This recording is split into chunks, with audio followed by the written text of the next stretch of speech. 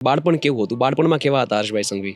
નાનપણમાં મારા માતા પિતાએ તમામ પ્રકારે વ્યક્તિ સેલ્ફ સસ્ટેનેબલ કઈ રીતે બની શકે, કે ગમે તેવી ચેલેન્જીસ આવી હોય તો કઈ રીતે એનો સામનો કરી શકે. મારા સિસ્ટર્સને બધા મારા ઘરેથી ગાડી મૂકવા જતી હતી એમને, પણ મને નાનપણથી એટલે 5th કે 6th સ્ટેન્ડર્ડથી મને યાદ છે, સોસાયટીથી રોડ તક ચાલતો જતો હતો અને ત્યાંથી શેરિંગ રિક્ષા એટલે કે શટલ રિક્ષા જે કહેવાય એ રિક્ષા કરીને સ્કૂલમાં જતો હતો.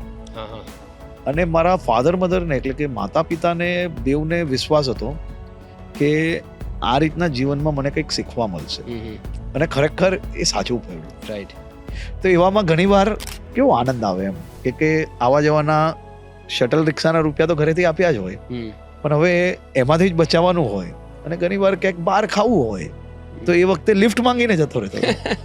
અને ઘણા બધા લોકો એ ટાઈમ એવું હતું કે સ્કૂલના ટાઈમની આસપાસનો ટાઈમ, ત્યારે ડાયમંડ ટેક્સટાઇલ માર્કેટનો બી ટાઈમ આસપાસ જ હોય, તો ઘણા લોકો ત્યારથી મને જોડે એકલા કનેક્ટ થઈ ગયેલા, મને જોઈને મને બેસાડીને લઈ જતા.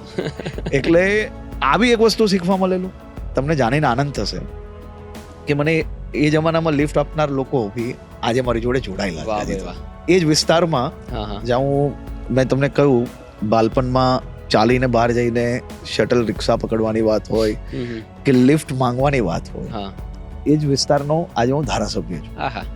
અને એ જ બાળપણની આ જ બધી ગલીઓ જે છે ને, એ ગલીઓમાં ક્યારેક ક્રિકેટ રમતા કોઈકના ઘરનો કાચ બી તૂટ્યો હશે, તો ક્યાંક આજુબાજુમાં આંબામાંથી કેરી તોડતા બી અમે લોકો જતા હતા. આમ નિર્દોષ ભાવનો જે આનંદ છે ને, એ મારા વિસ્તારના મોટા ભાગના ગલીઓમાં હોય કે ગ્રાઉન્ડો પર હોય, આ બધા જ લોકો જોડેનો મારી એ મેમરી છે.